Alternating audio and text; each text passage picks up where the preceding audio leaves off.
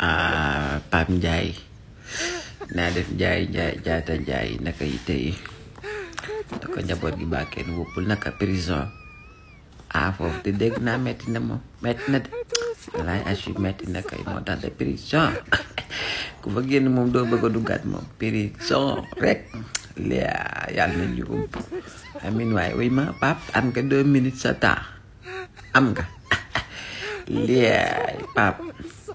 yow de sa wax ji nga génn wax ko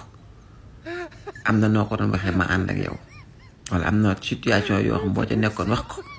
ma ànd ak yow waaw ndax réew mi moom nekkuñu fi di défendre kenn nekkuñu fi di xañ kenn wala di wax maanaam boo xasee ba nekk nit kuy wax ci dëgg moom amul xaaj ak seen dangay wax mu jëme ci boor yëpp bu Ousmane Sonko nekku ci yoon na ko Michel bi dal bu Macky Sall nekku ci yoon na ko Michel bi dal bu Barthélémy Dias nekku ci moom ci yoon na ko Michel bi dal waaye Pape li nga génn wax ci révélation bari na ma bëggoon laa laaj quelques questions rek wallaay Achim questions yi du bari Pape Ndiaye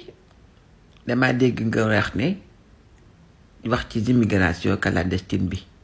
nga ne gone yi dem kat dangaa xam am ay preuve yi leen naññi ay nit yu nekk ci l'opposition gi ñoo xam ne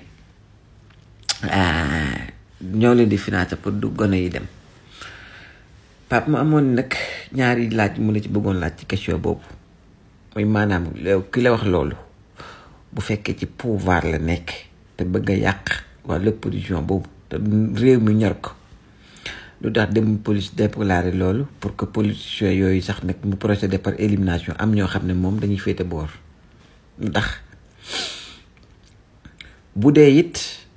ku nekk ci opposition bi la xam nga ne opposition bi ñëpp xam na ne ñoom ñëpp bëggante wuñ dama leer na ki nekk ci Khalifa Sall mënoon a faagaagal Déthié Fall dina ko faagaagal lu tax muy dem ba ca prison ba te opposition ku ne xam ne si ñoom bu ñu amee ay révélation ñoom seen xam ne ni ñu koy jox am na ñun ay waxkat yu nekk ci dëkk bi libre nekk en circulation yor compte am ay audience bu bëri ñoo xam ne boo leen envoyé yenn affaire yi génn preuve ñu waxal la ko lu tax mu bàyyi fi ñoom ñaar ñëpp ñooñu ma lay wax muy ku nekk ci pouvoir rek ku nekk ci opposition comme ci mënti doon lu tax muy bàyyi fii ñi nekk ci réew mi nekk ci liberté fekk la ba ca prison ba dina jox révélation yooyu noonu Pape sa ginnaaw ngay defar waxal rek prison ba ngay bañ a dellu waaye wax jii de gëm naa ne man bu nekkoon dans un pays sérieux nga génne ko si gémmiñ gi wax ko